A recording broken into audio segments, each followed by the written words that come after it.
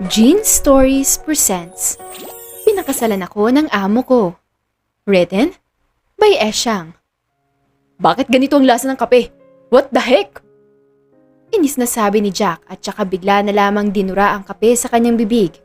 Nagitla na naman ang babaeng sekretary niya at bakas ang takot sa muka dahil sa naging reaksyon ng kanyang boss.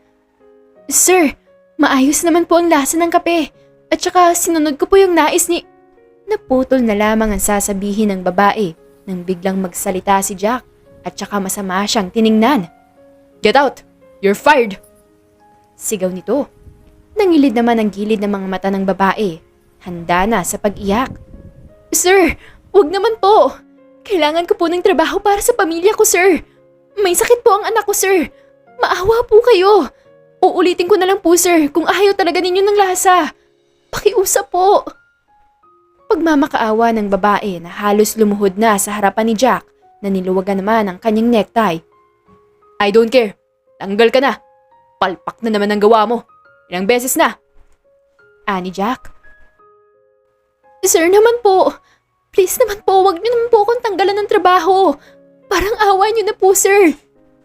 Pagmamakaawa na naman ng babae at akmang luluhod na nang biglang bumukas ang pinto at saka pumasok ang kapatid ni Jack na si Jelly. Stand up, woman. Lumabas ka na. Ako nang bahala sa kapatid ko. Ayusin mo ang sarili mo at ililipat kita sa kumpanya ko. Ani Jelly sa malditang muka. Nakaangat pa ang isang kilay. Thank you po, ma'am. Sabi ng babae na siyang umiiyak na. Ilang beses siyang nagpaalam kay Jelly at nagpasalamat bago siya lumabas ng opisina. Inis namang sinulepan ni Jack si Jelly na hindi naman natinig sa kanya, bagkus ay mas lalong umangat ang isang kilay. Ano na naman ginagawa mo dito, ate, ha? Nangingialam ka na naman. Walang galang na pagkakasabi ng lalaki. Watch your words, young man. Hindi ka na bata. Respect me. I'm still your ate and your sister. Pagbabanta ni Jelly, pero inis na inilingan lang siya ni Jack. So, ano naman? Lumabas ka na nga. Saka ano bang ginagawa mo dito? Tanong ni Jack. Masama bang dalawin ng kapatid kong masungit at nag-aastang bata na naman? Pinapakita ang pagiging childish na hindi naman dapat, ha? Pangaasar ni Jelly para irapan siya ni Jack. Kung mangiinis ka lamang ay umalis ka na. Nabubwisit lamang ako sa'yo. Anito, wala akong pakialam. Mainis ka kung mainis ka. Asik ni Jelly, saka siya umupo sa isang single sofa. Prenteng umupo habang naka-cross arm at maging ang mga binti ay nakakross din. Nakatingin siya kay Jack na bakas ang inis sa muka. Ganito talaga ang ugali ng kapatid niya. Masyadong mainitin ang ulo at madalas childish ang ugali. Sanay naman na sila ng mga magulang nila at si Jelly dahil noon pa man ay ganito na ito. Hindi nga alam kung saan pinaglihi at kung talagang anak ba dahil ibang-iba ang ugaling meron siya kesa sa ibang mga kapatid. Napahinga ng malalim si Jelly. Pinakalma niya ang kanyang sarili at baka masampal niya na naman ang kapatid. Nasasaktan niya ito kapag sobra na talaga, kapag wala na itong respeto sa kanya at kahit na sino sa kanilang magkakapatid. Bunso kasi, kaya ganun. Kaya ang lakas-lakas na lamang ng loob na hindi sila respetuhin.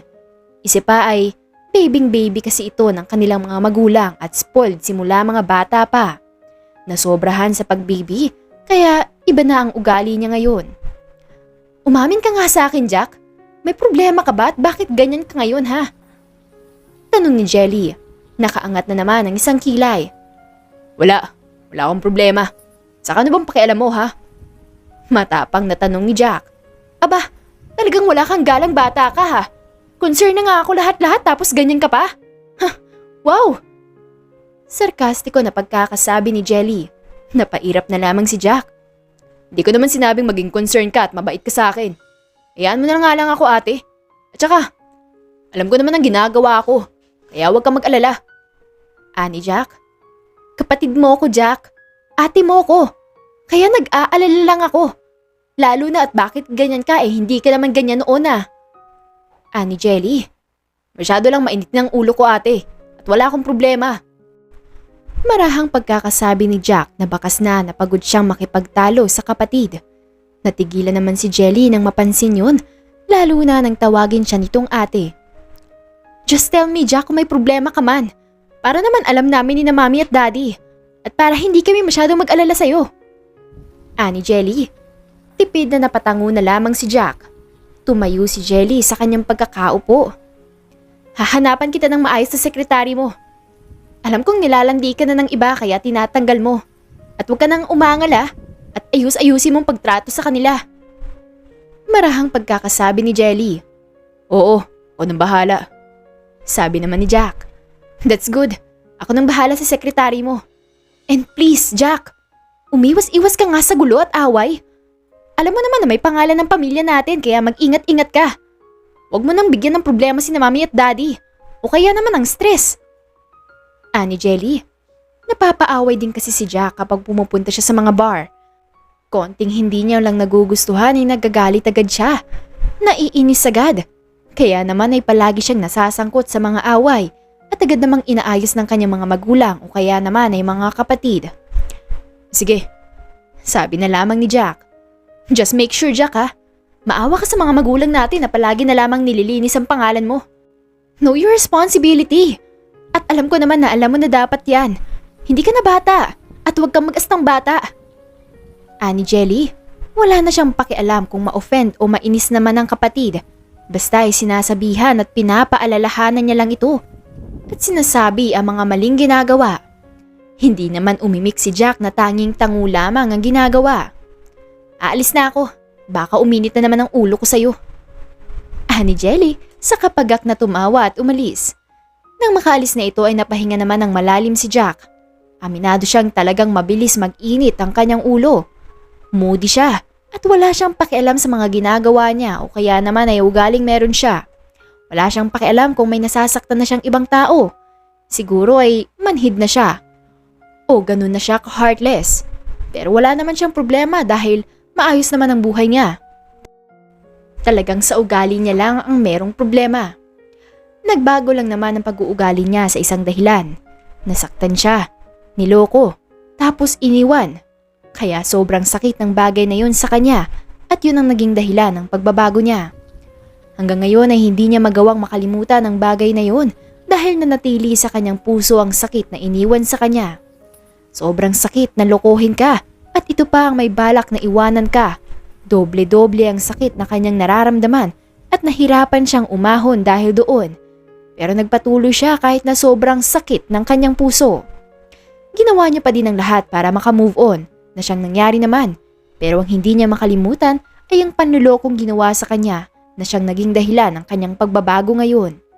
Nais niya mang kalimutan at mawala sa kanyang isipan ay hindi niya magawa. Kahit na anong gawin niya ay naroon pa rin ito. Bumabalik pa din sa kanyang isipan. Pero wala na siyang pakialam sa taong yun. Wala na siyang nararamdaman. Ang ginawa lang nito ang nanatili sa kanyang isipan. Pero ang feelings niya ay matagal nang nawala. Simula nang malaman niya ang panggagago at panluloko nito sa kanya. At ang mas masakit pa ay kaibigan niya pa ang lalaki. Kaya hindi siya magsisisi kung bakit ganoon ang trato niya sa ibang babae. Dahil para sa kanya ay pare-parehas lang naman ang mga ito at walang pinagkaiba. Hindi alam ng mga kapatid at pamilya niya ang bagay na yun kaya hindi siya maintindihan. Tagulang kasi noon ang lahat dahil ayaw nito. Dahil hindi niya akalain na ibang lalaki pala ang pinagmamalaki sa lahat at hindi siya dahil hanggang patago lamang siya. Napahinga ng malalim si Jack at saka inayos ang kanyang sarili. Tumayo siya at naglakad paalis ng kanyang opisina.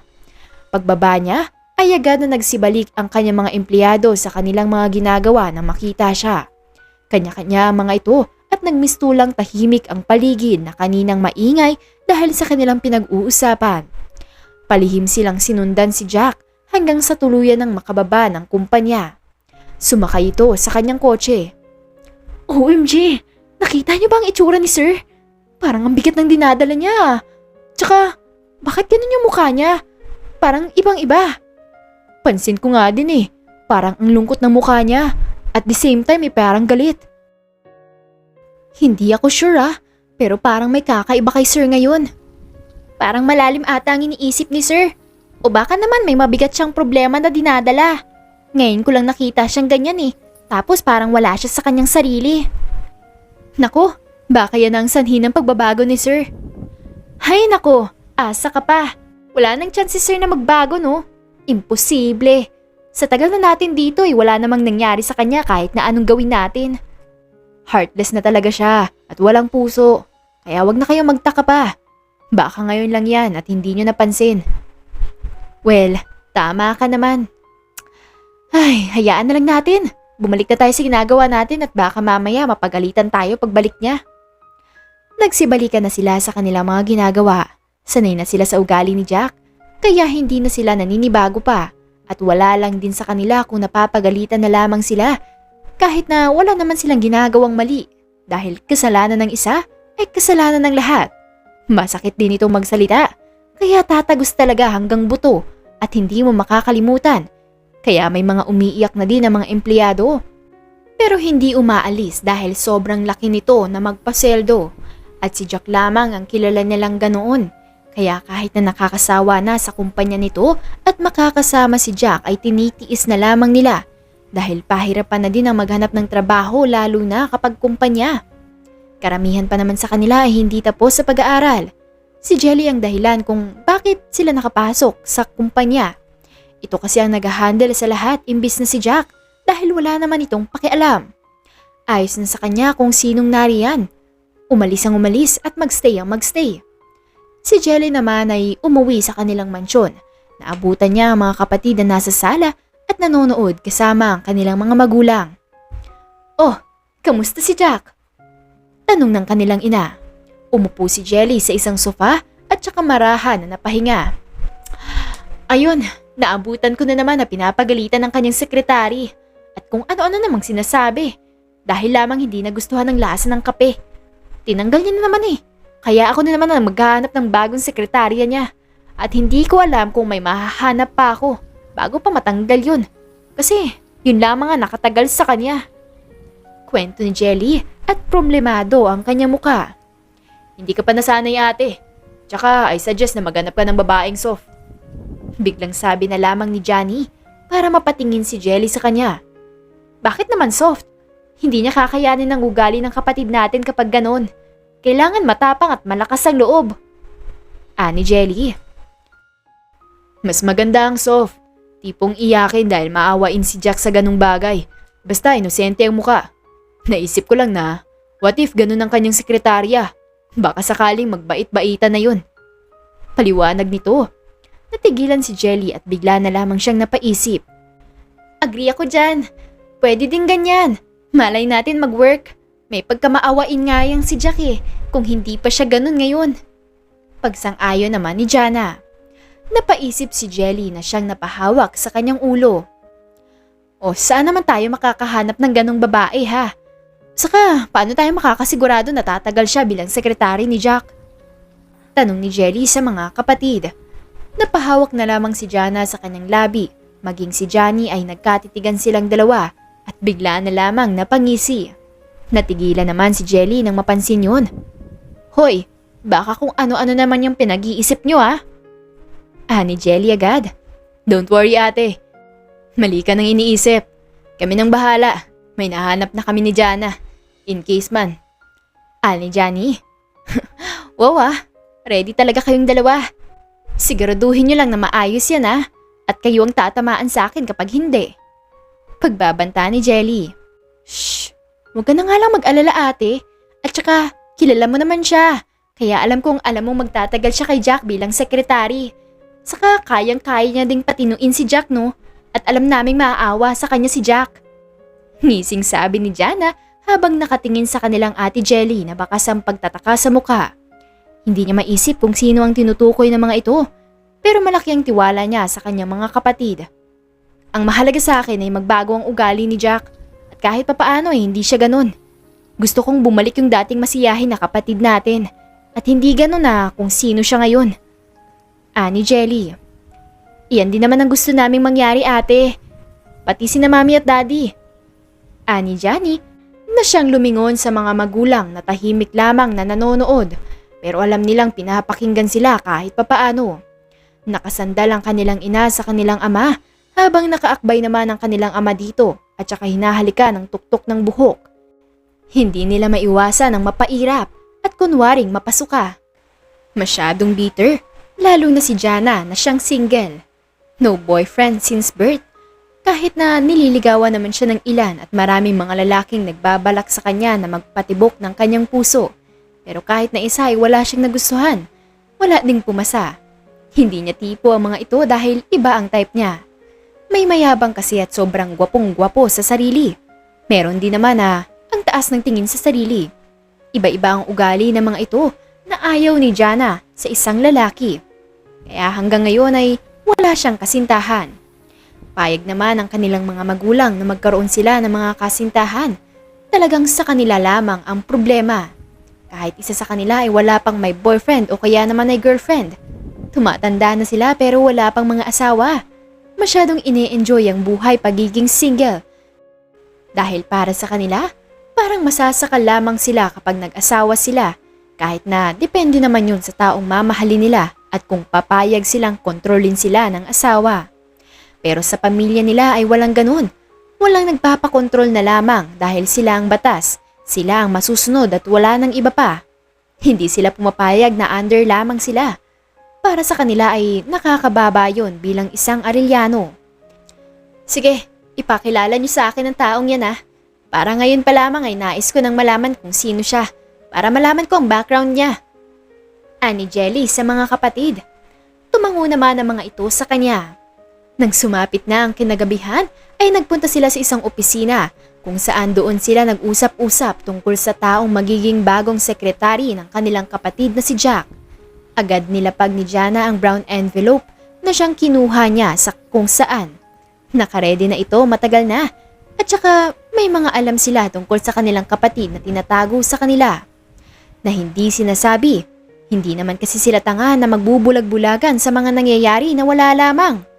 Nag-aalala sila sa kapatid, kaya naman inalam nila kung anong nangyayari dito at doon nila nalaman at napagtanto ang dahilan. Nanlaki ang mga mata ni Jelly na mabuksan ang envelope at makita ang iba't ibang mga larawan ng dalawang babae. Magkaiba, kilala niya ang isa roon at isa naman ay pamilyar sa kanya. Ito si Desha. Hindi ko alam kung alam mo ang tungkol sa kanilang dalawa ni Bunso. Nagkaroon sila ng relasyon at 2 taon na sila ng bunso natin. Panimula ni Jana na siyang lalong ikinagulat ni Jelly. What? Bakit hindi niya sinasabi sa atin ang bagay na to? Bakit wala akong alam? Alam ba ni na Mami at Daddy to? Tanong ni Jelly na siyang naguguluhan. Hindi nila alam ate. Tanging kami pa lang ni Kuya Johnny ang nakakaalam. At nito lang din namin nalaman ang bagay na yan. Walang kaalam-alam si Bunso na alam namin ang tinatago niya. At ngayong alam mo na yung babaeng yan ang naging dahilan kung bakit naging gano'n na lang ang kapatid natin. Sabi pa ni Jana na siyang naging seryoso ang muka. Nakikinig lamang sa tabi si Johnny. Hinahayaan niya na ang kapatid na magkwento ng mga bagay na nalaman nila. Last year nalaman ng bunso natin na matagal na pala siyang niloloko ni Deshna. Nalaman niya ang bagay na yon nang mahuli niya ang mga ito sa kondo ni Bunso mismo na nagtatalik ang dalawa. At ang babaeng yun pa ang makapalamukhang iniwanan ng kapatid natin at ang magalit. Pero siya na nga ang may ginawang kasalanan. Makapalamukha, hindi ba? Ani pa ni Jana na siyang naging matalim ang muka. Galit ang naramdaman niya nang malaman yun dahil ang kapal ng pagmumuka ng babaeng ganunin ang bunso nilang minamahal siya. Nasaan ang babaeng yan nang mabigyan ko siya ng leksyon? Tarantada pala siya eh. Galit na ani ni Jelly. Hindi na namin alam kung nasan siya ate. Pinaghahanap pa din namin pero mukhang nagtatago. Kasi nalaman din namin na ninakawan niya si Jack ng ilang milyon. Ani pa ni Jana. At walang kahit na anong sinasabi si Bunso sa bagay na yan. Tinago niya lahat. Sinolo niya ang sakit na nararamdaman niya. At yan ang rason kung bakit ganyan siya ngayon. At naiintindihan na namin kung bakit. Singit naman ni Johnny. Napakuyom na lamang ng mga kamao si Jelly dahil sa galit na kanyang nararamdaman. Nandidilim din ang kanyang paningin dahil sa ginawa ni Deshna. At ngayon ay hindi siya papayag na hindi makaganti para sa kapatid nila. Wala man lang ginawa si Jack sa kanya. Tinanggap niya ang lahat. Pero ang ginawa nito ay alam naming hindi pa din nakakalimutan ni Jack. Ani pa ni Jana. At ano naman ang kinalaman ni Della sa bagay na yon? Tanong ni Jelly sa kakinuha ang isang litrato ni Della. Inosente ang mukha nito at angelic face talaga. Diyosa sa madaling salita. Higit pa nga doon ang salitang i-describe. Siya ang sinasabi naming magiging bagong sekretary ni Jack dahil we are sure na siya ang magpapabago kay Jack kung sakali man. Alam mo din ang katangian ng tugaling meron si Della. Malaki ang tiwala namin sa kanya tungkol sa bagay na ito at nakausap na namin siya dahil naghahanap siya ng trabaho pero hindi pa namin nasasabi sa kanya ang lahat. Sabi ni Jana. Jana, hindi pwede yung gusto mong mangyari. Ninyo. Sobrang soft-hearted ni Della at mabilis siyang umiyak. Hindi niya lamang kakayanin si Jack kaya hindi ako papayag. Hindi ko hahayaan na masaktan ni Jack si Della. Sabi ni Jelly. Hindi masasaktan ni Jack si Della, ate. Nakakalimutan mo ata kung paano pahalagahan ni Jack si Della. Sabi ni Jana. Natigilan si Jelly. Napahinga siya ng malalim at saka napapikit na lamang. Hindi niya na alam ang magiging desisyon. Ang inaalala ko ay si Della, Jana. Alam mo naman na iniingatan ko siya. Tapos ganito lamang ang mangyayari. Damn! Hindi ko kayang makita siyang umiyak at nasasaktan dahil lamang sa kapatid natin. Ani Jelly. Trust to us, ate. Hindi mangyayari yan. Siya lang ang naisip namin dahil malapit sila ni Jack sa isa't isa.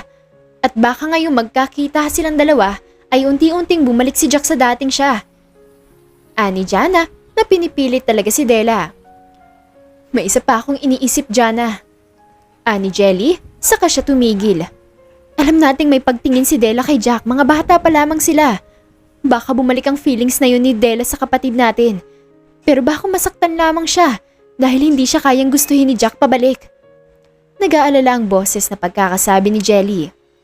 Kilala natin si Jack, ate. Hindi yun nagpapaasa ng tao kapag ayaw niya. Kapag hindi niya gusto ang isang tao, sasabihin niya agad. Saka kapatid lamang ang turing niya kay Della, kagaya ng sinabi niya dati sa atin. Kaya naniniwala akong he will treat Della as his sister. Ani Jana. At saka, hindi natin masasabi ang mangyayari sa dalawa kung maging malapit palalo sila sa isa't isa. Baka malay natin, mahulog si Jack sa kanya. Ani pa nito, saka nagkibit balikat. Fine, may tiwala ako sa inyo, sa bagay na to. Pero kailangan muna natin kausapin si Della about this. Kailangan payag siya sa mangyayari at hindi napipilitan lang. At kapag ayaw niya ay hindi natin siya kailangan pilitin. Walang pilitang magaganap about this. Ani Jelly at napatango naman sila. Don't worry, ate. Bukas ay nandito na si Della dahil pinasundo na namin siya. Ani Jana, tumango na lamang si Jelly kahit na iniisip niya pa din ang mangyayari. Si Della ay mas bata sa kanilang lahat. 5 taon ang agwat ni Della at ni Jack. Iyon ang kanilang basihan. Nakilala nila si Della nung umuwi sila ng Bicol dahil doon nakatira ang ina nila dati at doon nila nakilala si Della dahil magkaibigan ang kanilang mga magulang. Trinato nila si Della na parang totoong kapatid na din. Nang makilala ni Della ay prinotektahan nila ito at hindi hinayaan na masaktan dahil napamahal na sila kay Della. Iyakin ito. Konting bagay ay agad na iiyak at mabilis ding masaktan. Masyado ding soft ang kanyang puso. Kaya ganun na lamang ito iniingatan dahil sobrang bait sa lahat ng tao at mabilis magtiwala. Suddenly, nalaman nilang may gusto si Della kay Jack at aware naman si Jack sa bagay na yun. Pero wala namang nagbago sa pakikitungo ni Jack kay Della.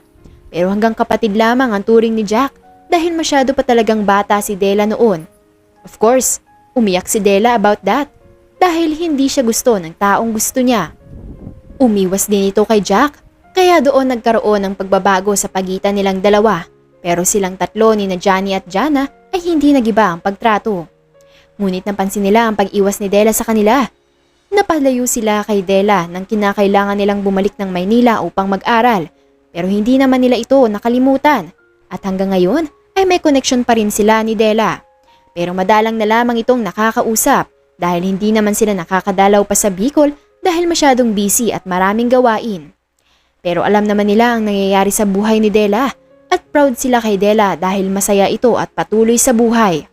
Nakatapos si Della ng kanyang pag-aaral sa Maynila dahil doon siya nakapag-college pero agad din siyang bumalik sa Bicol pagkatapos noon. Mas gusto niya kasi doon pero wala siyang permanent na work dahil wala naman masyadong trabaho sa Bicol at matagal na ni na Johnny at Jana na naisip na kunin si Della na maging sekretary ni Jack.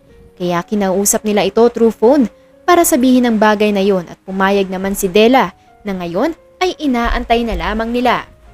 Samantala, sa Bicol, nagpaalam na si Dela sa kanyang mga magulang. Basta anak, mag-iingat ka doon ha. At saka palagi mo kaming i-message kung anong nangyayari sa'yo doon. Kung maayos ba ang trato sa'yo o hindi. Para naman hindi kami mag-alala ng papa mo. Ani ng ina ni Dela. Bakas ang lungkot sa boses at muka dahil mawawalay ang kanilang nag-iisang anak. Opo mama, palagi ko po kayong imi-message at tatawagan ko po kayo. Thank you po kasi pinayagan niyo ako na mag-work sa Maynila. Pasasalamat niya sa kanyang ina. Sa totoo lang anak, ayaw namin ng papa mo dahil mapapalayo ka sa amin. Pero naiisip namin na hindi naman pwedeng palagi ka lamang dito sa ating lugar. Kailangan mo din mag-explore at saka mag-enjoy sa buhay. Mabuti at pumayag ka sa nais nila. Kaya din kami pumayag ay dahil may tiwala kami kina Jana. Ayos naman sa amin na doon ka mag-work. Marahang pagkakasabi ng kanyang ina. Thank you po talaga mama, papa. Basta, dadalaw po ako dito kapag may time po ako. Mahal na mahal ko po kayo. Malambing na sabi ni Dela sa kaniyakap ang mga magulang. Mahal na mahal ka din namin anak. Ang bili namin ha, huwag mong kakalimutan. Ani ng ama. Opo papa. Sagot naman ni Dela sa kaniyakap ang mga magulang bago umalis. Kumaway muna siya sa mga ito bago sumakay sa sasakyan na siyang susundo galing kina Ate Jana niya. Naiiyak na ang kanyang ina pero pinigilan ito. Ganon din si Dela dahil ngayon ang araw na talagang malalayo siya sa kanyang mga magulang ng matagal-tagal. Ayaw niya man ngunit tama ang mga ito. Kailangan niya ding matuto at mag-explore. Nasa kanya lang naman ang problema. Ayaw niya kasing malayo sa mga ito kaya nanatili siya sa Bicol. Pero ngayon ay gusto niya talagang makakita ng totoong mundo. Hindi pwede kung nasaan lang siya ay doon lang siya. Hindi habang buhay ay gano'n ang mangyayari sa kanya. Kailangan niyang matuto, tumayo sa sariling mga paa na wala ang mga magulang sa kanyang tabi. Malungkot si Dela habang papaandar ang sasakyan. Nakatingin siya sa bintana at nakikita niya ang ina na umiiyak na sa dibdib ng kanyang ama. Gusto niyang bumaba at lumapit sa mga ito pero parang may pumipigil sa kanya kaya nanatili na lamang siya sa sasakyan. Nakatulog siya sa biyahe at nung magising siya ay sakto namang pagpigil ng sasakyan sa mansyon ng mga Arellano. Namangha agad siya sa laki ng mansyon na nasa kanyang harapan ng makababa. May mga tauhan na agad na nagbitbit ng kanyang mga gamit. Lumabas naman si Jelly, Jana at Johnny nang malaman na nariyan na si Dela. Hindi agad napansin ni Dela ang mga ito dahil namamangha ang mga mata niyang inilibot ang paningin sa mansyon. Hi Dela! Bunso! Ngiting bati agad ni Jelly nang lumapit kay Dela. Hi Ate Jelly! I miss you so much! Batang pagkakasabi ni Dela na siyang yumakap agad kay Jelly na pagak na natawa sa kanya. Oh baby girl ka pa talaga! Baby ka pa din hanggang ngayon! Biro ni Jelly na siyang ikinanguso lamang nito. Hindi naman po ganun masyado ate. Marami na din po ako natutunan at nalaman. At gusto ko pong madagdagan pa yon. Ani Dela, mas lalo kang gumanda ngayon. Ani Jana para doon naman yumakap si Dela. Maging kay Johnny ay yumakap siya. Ginulo naman ito ang kanyang buhok. Hanggang ngayon ay ginagawa mo pa din sa akin yan. Hindi naman po ako bata. Nag-matured naman na po ako kahit papaano. Ani Dela habang matulis na nakanguso. Tara na sa loob at dun tayo mag-usap-usap. Hinihintay ka din ni na mommy at daddy kaya naghanda sila. Ani Jelly, humawak naman sa braso niya si Dela. Namiss ko din po sina tita at tito. Grabe, namiss ko to. Ngayon ko lang na-realize na ang tagal na pala nang huli tayong nagkasama. Ungot ni Dela. Oo nga eh, kita mo naman ngayon, ang laki mo na. Tapos, mas lalo kang gumanda. Kaya hindi nakataka-taka. Nakaka-proud ka ngayon. Ani Jelly, thank you so much po ate. Ngiting sabi ni Dela. Nagkakatuwaan agad sila nang makapasok sa loob ng mansyon. Bakas ang kasiyahan sa kanila. Mainit ang kanilang pagtanggap kay Dela. Talagang masaya silang lahat na makasama muli ito. Napatigil na lamang si Dela sa paglalakad kaya napatigil din ang mga ito. Nagtataka na nakatingin sa kanya. May problema ba? Nag-aalalang tanong nila. Umiling si Della sa nagkagat ng labi. Ate, nandito po ba si Jack? Tanong ni Della sa mahinang boses. Nagkatinginan silang lahat.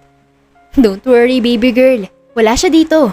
Madalang umuwi yon dito kaya hindi pa kayo magkikitang dalawa.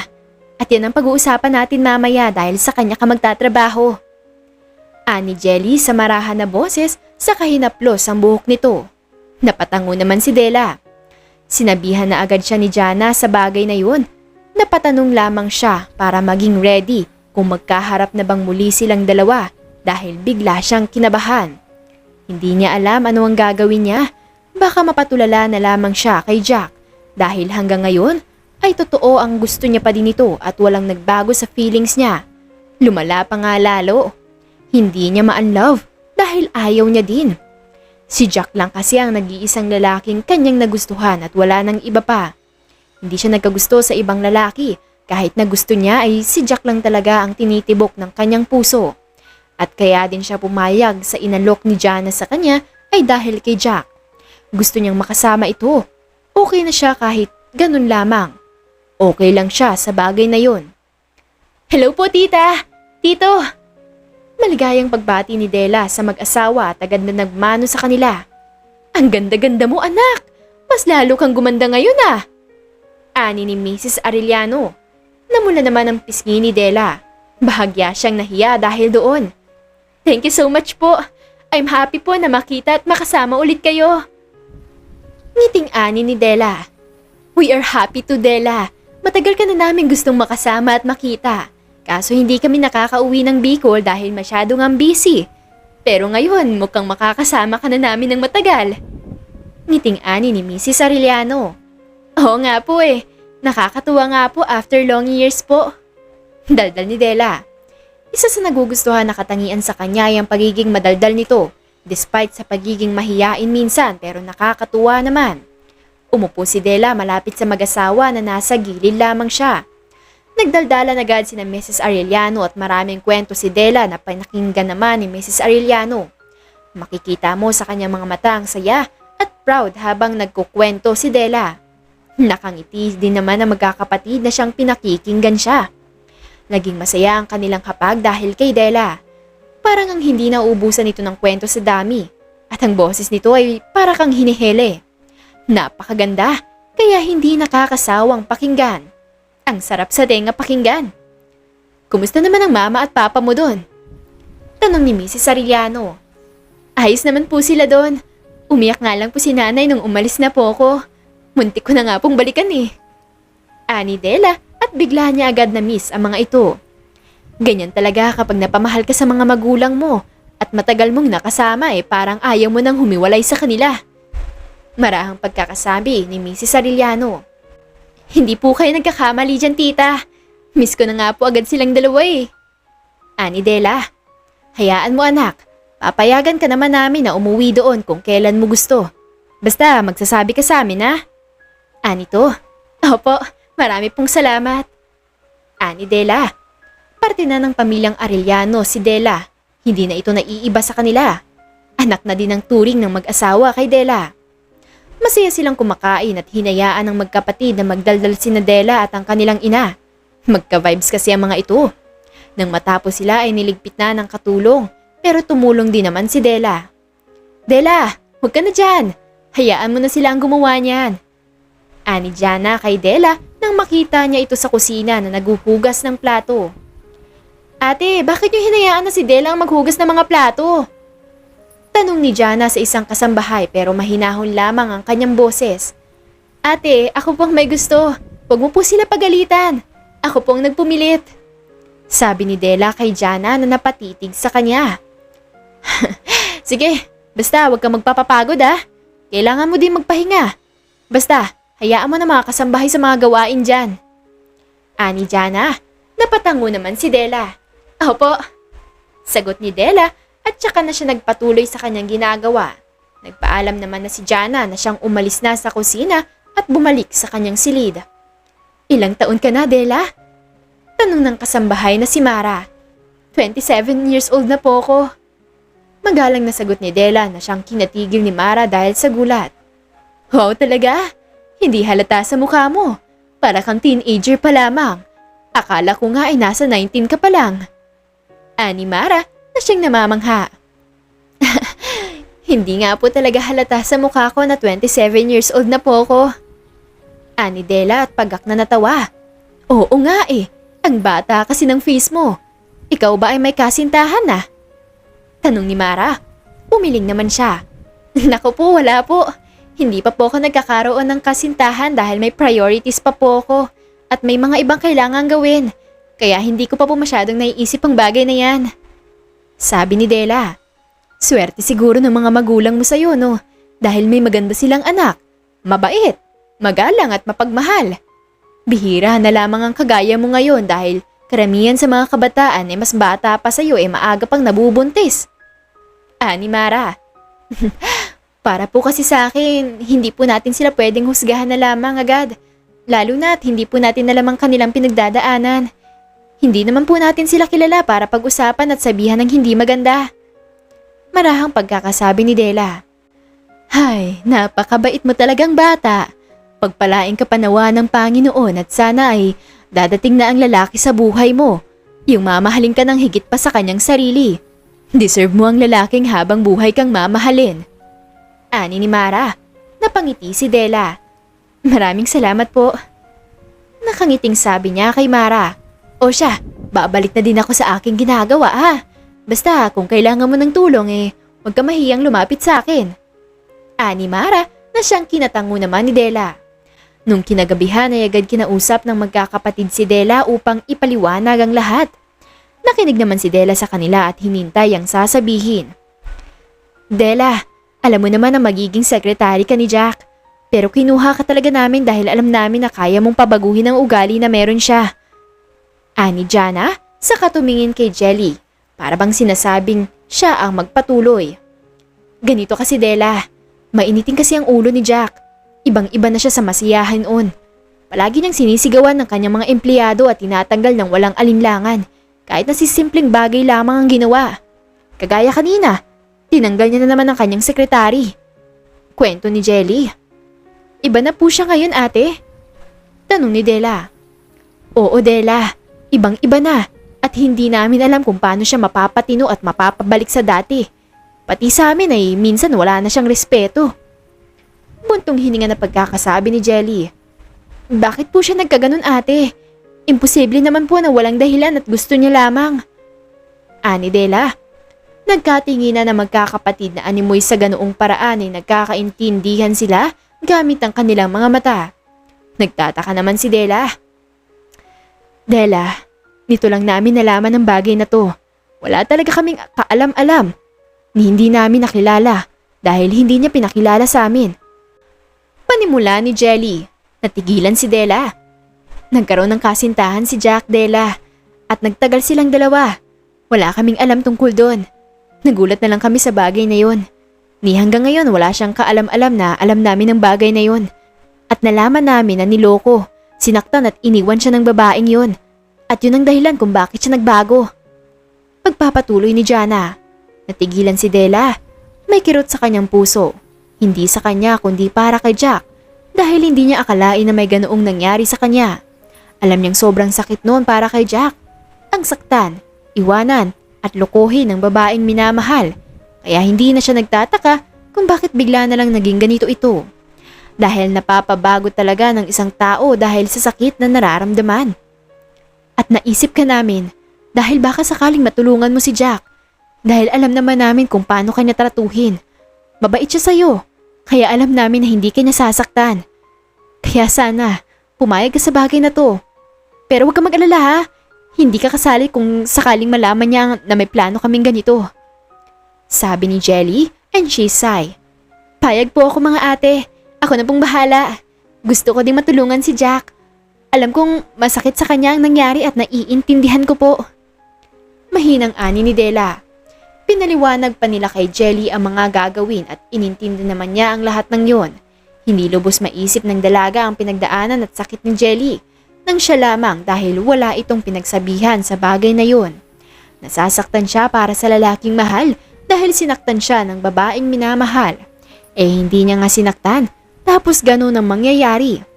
Hindi niya matanggap at gusto niyang masampal ang babaeng nanakit kay Jack. Nangangati ang kanyang palad na sakta ng babaeng yun. Kinabukasan ay maagang naglising si Della. Nagayos agad siya ng sarili at sabay-sabay silang kumain sa hapagkainan at pagkatapos ay hinatid siya ni Jelly sa kumpanya kung nasaan si Jack. Nalaman niya din na bihira ito umuwi sa kanilang mansyon at hindi na nasabay sa kanila sa hapag. Mas gusto na mag-solo sa kondo. Naawa si Della sa kalagayan ni Jack at gusto niyang samahan ito. Damayan. Huwag kang mag-alala sa mga empleyado dito, Della, dahil mababait sila at paniguradong makakasundo mo sila. Ani Jelly, tumango si Della.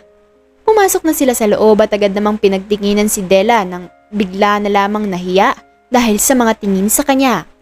Hindi naghuhusga pero namamangha ang mukha ng mga ito.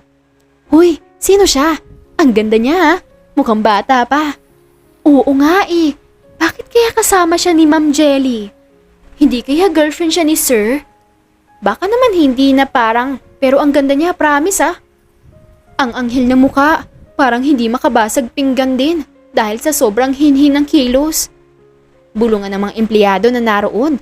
Hindi na lamang pinansin ni Della ang mga naririnig pero napangiti siya. Sumakay sila ng elevator papunta sa floor kung saan ang opisina ni Jack.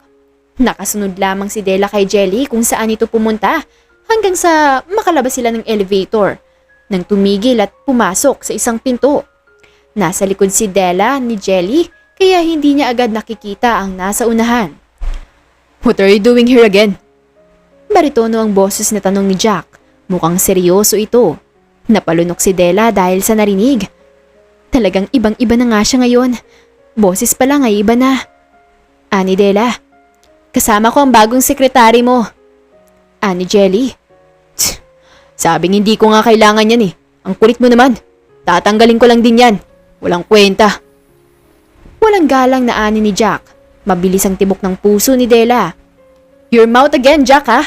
Huwag kang bastos. Banta ni Jelly. Inis na umiling na lamang si Jack sa kaprenteng umupo sa kanyang swivel chair. Della, come here. Akong bahala sa'yo. Ani Jelly, at dahan-dahan na lumabas si Della galing sa likuran ni Jelly. Dahan-dahan din siyang nag-angat ng tingin kay Jack at ang kaninang nakakunot ang noo ay napalitan ng gulat nang makita siya. Della! Tawag ni Jack at hindi makapaniwala. Hello Kuya Jack! Nice to meet you again! Ngiting ani Della at pinasigla ang boses. Agad na napatayo si Jack at saka lumapit kay Della nang walang alinlangan. Niyakap niya ito na siyang kinatigil nila Della at parang nag-slow motion ang kanyang buong paligid. Damn it! I miss you, Bella. You're so pretty na ngayon ah. Mas lalo kang gumanda. Tapos, ang laki mo na. Ani Jack, saka humiwalay sa pagkakayakap kay Della na siyang namumula naman ng mga pisngi dahil sa hiyang nararamdaman. Hindi naman po kuya, pero thank you po. I miss you din po. Ngiting ani Della pero naroon pa din ang hiya. Hindi mawala ang ngiti sa Jack. Biglang nagbago agad ang reaksyon. Oh, mukhang magkakasundo naman kayo. Umayos ka Jack ha. Kapag nalaman kong may ginawa kang hindi maganda kay Della, talagang tatamaan ka sa akin. Pagbabanta ni Jack. As if naman itatrato ko siyang hindi maganda kaysa sa mga nauna kong sekretary. Sagot ni Jack. Ngumiti si Jelly, saka hinarap si Della. Iwanan na kita dito Della ha. Kapag may kailangan ka, agad ka magsabi sa akin at tawagan mo ko agad. Kapag may hindi magandang ginawa ang mokong yan, sabihan mo ko agad ha. Ni Jelly. Ate. Saway ni Jack at inirapan lamang siya ni Jelly. Ingat ka po ate. Salamat po. Ani Della. Sinundan niya ng tingin si Jelly palabas nang magpaalam ito sa kanyang aalis na. Pagkatapos ay humarap siya kay Jack. Nagkatitigan silang dalawa. Napayuko na lamang siya dahil hindi niya makayanan ang titig nito. Isabay pa ang malakas na kabog ng kanyang puso. Pumayag ka sa gusto nila? Tanong ni Jack. Oo, kailangan ko din kasi ng work eh. Saka pinayagan din ako ni na mama at papa. Dahil alam naman nilang sa inyo ako magtatrabaho. Kaya hindi na sila nag-alala pa. Dahil alam nilang nasa mabuting amo ako. Ani Della. Wait me here. Mag-order lang ako ng pagkain natin. Umupo ka muna dyan sa sofa. Marami tayong pag-uusapan. Namiss talaga kita. Ani Jack, Saka hinalikan si Della sa noo na natigilan. Sige, ingat ka. Ani Della sa gitna ng nangyari. Nagpaalam na si Jack sa kanya nang aalis muna upang umorder ng kanilang pagkain sa labas. Paglabas nito ay impit na lamang na napatili si Della dahil sa kilig at sayang nararamdaman niya. Halos mapapadyak pa siya habang yakap ang unan na halos kagatin niya na din. Hindi mapaglagyan ng sayang nararamdaman niya kahit na alam niyang kapatid lang naman ang trato nito sa kanya. Kaya ganoon ang kilos ni Jack sa kanya, pero wala na siyang pakialam. Basta ay masaya siya na kasama ito. Hinintay lamang ni Della si Jack na hindi naman nagtagal at bumalik na din na may dalang pagkain na nasa paper bag. How's life, Della? Ang tagal na natin nung huli tayo nagkaroon ng balita ah. May boyfriend ka na ba? Tanong ni Jack habang nilalabas ang pagkain sa paper bag. Nako, wala sa isip kong bagay na yan. Gusto ko munang masuklian ang paghihirap ni nanay at tatay sa akin bago dyan. Ani Della. That's good. Bata ka pa kaya mahaba pa ang panahon. Ani Jack. Yala hindi ah. 27 na ako. Gusto na nga nila ako mag-boyfriend eh. Ani Della. Natigilan si Jack na siyang napatingin kay Della na bahagyang seryoso ang muka. Bawal pa Della. Ani Jack. Bakit naman hindi? Hindi na ako bumabata, Kuya Jack. At saka tatanggap na ako ng maliligaw kung sakaling meron naman. Ani Della. Inis na napadaing si Jack pero hindi na nagsalita. Napansin ni Della ang pagbabago nito. Hindi niya alam kung bakit. Pero naging seryoso ang mukha ni Jack kahit nakunot ang noo at hindi na siya kinausap pa. Kuya, galit ka ba? Tanong ni Della nang hindi na makayanan ng katahimikan sa pagitan nila. Nagangat ng tingin si Jack sa kanya at maya-maya ay napabuntong hininga na lamang ng marahan. Hindi naman ako galit. Tsaka wala naman akong dapat ikagalit. Basta, huwag mong ibigay ang lahat ng pagmamahal mo, Della. Magtira ka para sa sarili mo. Para hindi ikaw ang talo sa huli at kawawa. Kailangan pantay lamang. Alagaan at ingatan mo yung puso mo. Dahil kapag yan, nasaktan, mahirap na. Paalala ni Jack. Napatango na lamang si Della. Sasaktan at wawasakin mo ba kuya ang pusong to na nagmamahal sa'yo ng totoo? Hanggang ngayon? Hindi na ako bata at alam ko na pagmamahal na to. Ani Della sa kanyang isipan at nais niyang sabihin kay Jack pero pinigilan niya ang kanyang sarili. Nagkwentuhan silang dalawa ni Jack at maraming kwento si Della na siyang pinapakinggan naman ni Jack. Nagtatawanan din silang dalawa at ang tingin ni Jack kay Della ay kakaiba. Hindi mo mababatid kung ano yun dahil halo-halong emosyon ang nasa kanyang mga mata. Dumaan ang mga araw, linggo at buwan. Ibang-iba na ang pakikitungo ni Jack kay Della kesa sa dating naging mga sekretarya niya. Napansin naman yun ng kanyang mga empleyado pero may pagkakataon pa din talaga na hindi maiiwasan na mapagalitan ni Jack ang mga employee niya. What the heck? Hindi ba sinabi kong ayusin nyo? Tatanga-tanga naman kayo eh. Kailangan ko to ngayon. At mahalaga to. Tapos ganito lang ang ginagawa nyo. Galit na ani ni Jack at nadilim ang kanyang muka. Sir, maayos naman po yan. Hindi po namin alam bakit nagkaganyan. Sinigurado po namin na okay pula. Tarantang pagkakasabi ng babae. Kung maayos yan, hindi yan magiging ganyan. Ani Jack sa malakas na boses. Nagitla naman ang mga ito. Maging si Della na akmang papasok sa loob ay natigilan na lamang at napatalon dahil sa gulat. Ilang beses niya nang narinig at nakita si Jack kung paano magalit. Pero iba ngayon dahil maging siya ay natatakot. Sir, aayusin po namin agad. Pangako po na maayos po ito pag... Napatigil ang babae sa utal-utal niyang pagsasalita nang magsalita si Jack. You're fired. Umalis kayo sa harapan ko. Sigaw nito. Pero sir, wag naman po. Nagmamakaawa po ako sa inyo. Ani ng babae na siyang umiiyak na. Wala akong pakialam. Umalis ka na sa harapan ko bago pa kita masaktan at nandidilim ang paningin ko. Ani Jack at kahit na gustong magmakaawa ng babae ay umalis na lamang siyang lumuluha. Natigilan si Della nang makita ang babae na mukhang hindi siya napansin dahil nakayuko ito. Nagsilabasan na ang lahat ng mga naroon. May lungkot sa kanilang mga muka. Napahinga ng malalim si Della at saka siya naglakad papunta kay Jack na hinihilot ang kanyang sintido. Nakasandal siya sa kanyang swivel chair. Bakit ka naman ganun sa kanila? Mahinang tanong ni Della. Wala kang pakialam. Matigas na sagot ni Jack. Natigilan si Della. Nagulat doon na may kung anong kirot sa kanyang puso. Pwede mo naman silang kausapin ng maayos, Jack. At sabihin mong mali ang ginawa nila. Hindi yung sinisigawan mo sila at bigla na lang tinatanggal. Marahang pagkakasabi ni Jack. Matalim siyang tiningnan ni Jack at ibang Jack ang kanyang nakikita ngayon. Kailanman ay hindi ganon ito tumingin sa kanya. Ibang-iba talaga ngayon. Hindi pwedeng palaging may dahilan, Della. Hindi palaging nagpapatawad. Kapag nagkamali, nagkamali. Kaya ano pa? Hihintay ng pangalawang pagkakataon? May isip sila. Alam nila kung anong tama at mali. Hindi sila bobo. Mga nag-aral pero walang alam. Ani Jack, walang pakialam sa sinabi. Nag-igting ang panga ni Della dahil doon. Masama ang pinukol niya kay Jack. Hindi tamang sabihin sa kanilang ganyan dahil hindi mo alam kung anong hirap na pinagdaanan nila.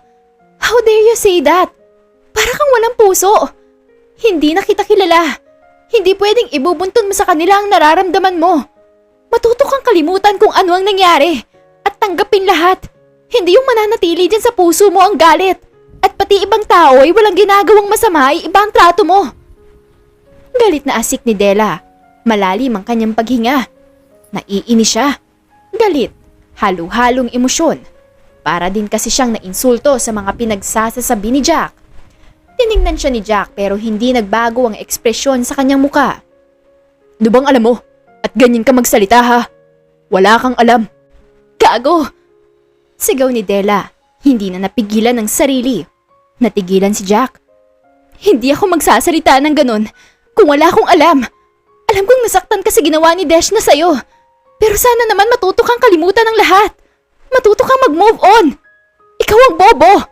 Dahil pumapayag ka na mapabago ka lamang ng babaeng sakit ang binigay sa'yo. I'm done. And I'm not sorry sa lahat ng sinabi ko sa'yo. Matauhan ka sana.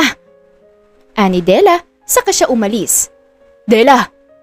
Marahang tawag ni Jack pero hindi siya pinansin ng dalaga na nagpatuloy lamang sa paglalakad habang malalim ang paghinga dahil sa emosyon na nararamdaman.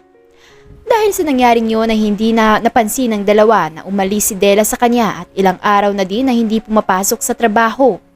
Alam naman ni na Jelly ang bagay na yun kaya hinayaan na lamang nila si Della sa kung ano ang nais nito kesa naman sa pilitin nila kung talagang ayaw.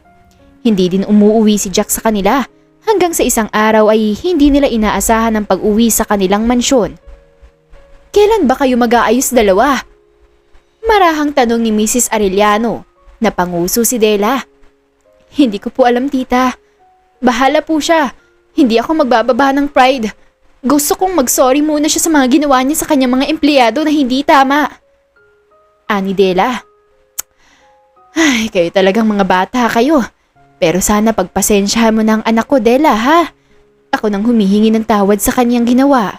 Yun talaga ang problema namin sa kanya at hindi namin alam ang gagawin namin.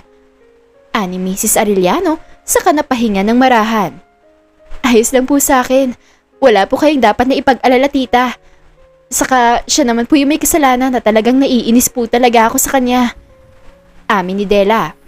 Habang nag-uusap ang dalawa sa garden ay biglang lumapit sa kanila si Mara. Ma'am, nandyan po ang anak niyong si Jack. Hinihintay po si Della.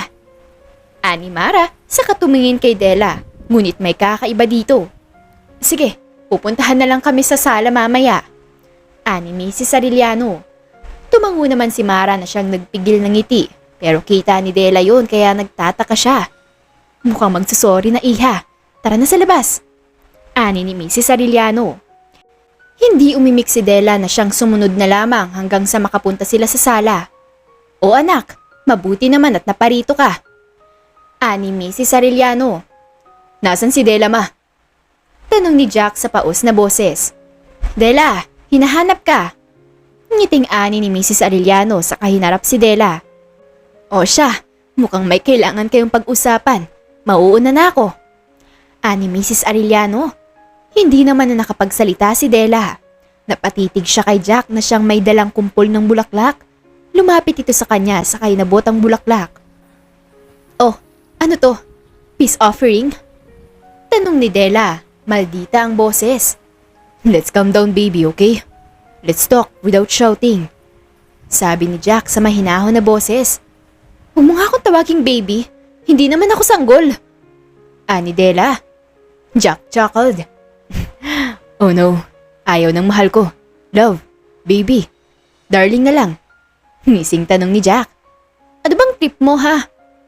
Inis na tanong ni Dela sa kamasama ang tingin kay Jack na nakangisi lamang. That's why we need to talk baby. Ani Jack. Kilig na kilig si Dela at halos nawala ang inis niya ng ilang linggo kay Jack dahil lamang sa simpleng ganun nito sa kanya. Hindi siya marupok pero pabebe lamang. Hindi siya agad bibigay. Pumunta sila sa garden at inalalayan siya nitong makaupo doon. Oh, anong pag-uusapan natin? Tanong niya agad. Napahinga ng marahan muna si Jack. I want to say sorry for what happened to us last time baby. I said sorry to them too. Alam kong mali ang ginawa ko. Nung hindi ka na bumalik sa akin ay halos hindi ko na alam ang gagawin ko. Alam ko kung nasan ka na. But thankfully, nalaman kong nandito ka. Nandito ka lamang sa bahay. I'm sorry baby. Hindi na mauulit ang bagay na yun. Pangako. Ani Jack? Wala naman sa akin yun eh. Sorry din kung naging ganun ako. Kung nawalan ako ng respeto sa'yo kahit na amo kita. Talagang naiinis lang ako sa'yo noon. Ani Dela, don't worry baby. And thank you for that. Dahil na-realize ko na mali ako. At na-realize kong tama ang mga sinabi mo. Ani to? Tugon lamang ni Dela. Alam kong alam mo ang naging karelasyon ko Dela. Pero gusto kong linawin na wala na akong nararamdaman sa kanya na kahit na ano paman. Ani Jack? Oh, hindi mo naman kailangan sabihin sa akin ang bagay na yan Jack. No baby. I need to tell you this para hindi ka mag-isip ng kung ano bago kita ligawan. Ayaw kong isipin mo na baka gagawin kitang panakip butas. Ani Jack? Nalaglag ang panga ni Dela sa gulat. Umawag na bahagya ang kanyang labi. Anong sabi mo? Tanong ni Dela nang humarap kay Jack na namumungay ang mga matang nakatingin sa kanya.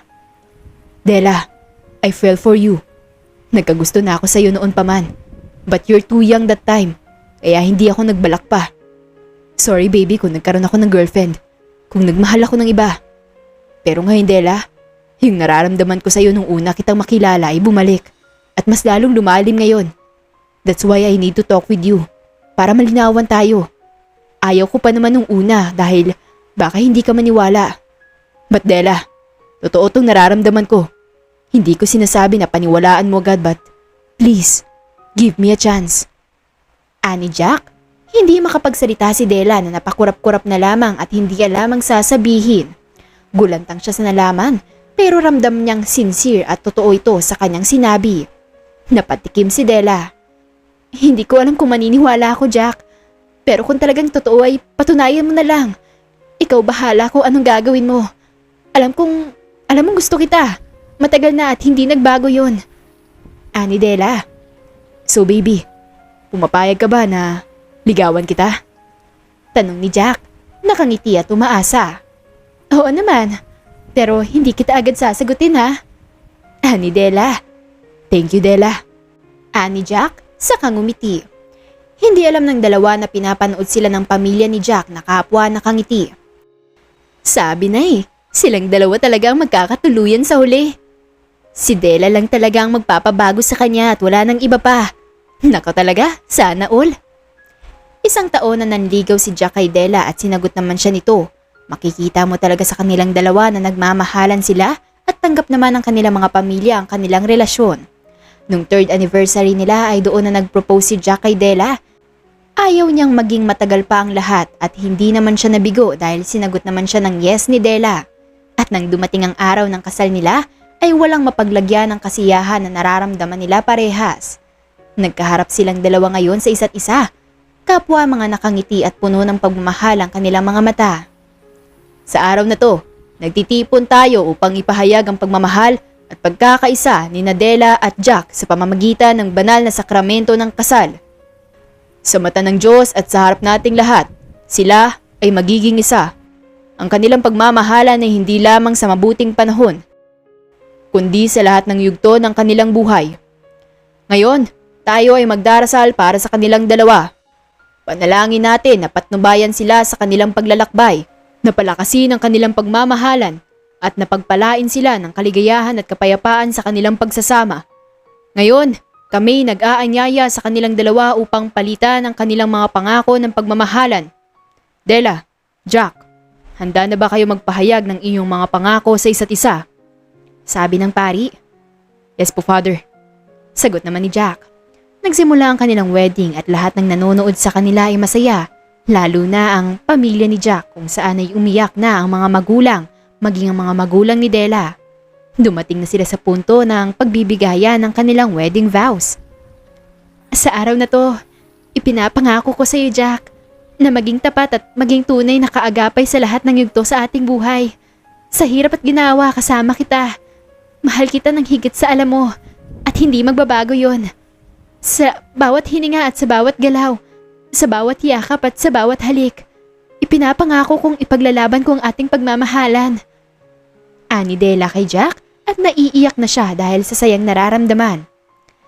Narito ako, Della. Nagmamahal at nag-aalalay sa iyo sa aking buong puso. Sa tuwing tayo'y magkasama, alam kong nasa tamang lugar ako. Ang iyong mga ngiti ay nagbibigay liwanag sa aking mundo at yung pagmamahal ang nagbibigay lakas sa akin. Sa mga sandaling mahirap at masaya, tanging ikaw lamang ang aking kasama at kapiling. Sabi naman ni Jack kay Della. I love you.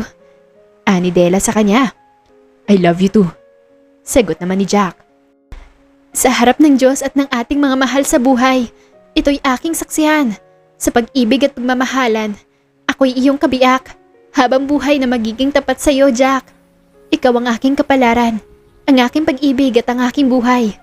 Mahal kita. Hanggang sa dulo ng ating mga araw.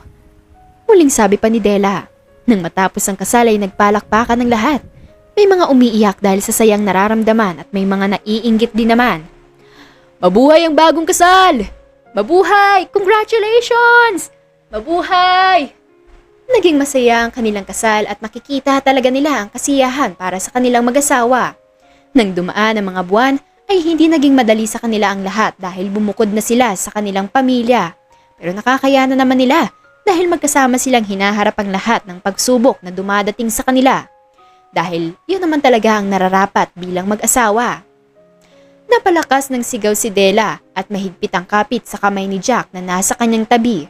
Nanganganak na siya ng kanilang kambal at kailangan niyang maging malakas at matapang kahit nangihina na siya. Gusto niya nang matulog pero hindi pwede. Last na, baby. Last na to. I love you. I love you so much. Bulong ni Jack kay Della. Ayaw niyang makitang nahihirapan ito at sumisigaw dahil sa sakit. Pero kinaya niya hanggang sa mailabas na ni Della ang kanilang kambal. Narinig nila ang iyak ng mga ito at sobrang saya ng kanilang mga puso. I'm so proud of you, baby. Ani Jack na siyang umiiyak. Thank you, Jack. I love you. Ani Della. Hinalikan ni Jack sa noo si Della at nawala ang kanyang pagod na makita ang mga anak. Parehas silang nakangiti habang nakatingin sa mga ito.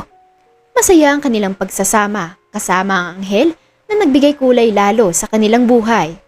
Kagaya ng pangako nila sa harapan ng altar ay hinding-hindi mapapako kahit na anuman ang mangyari.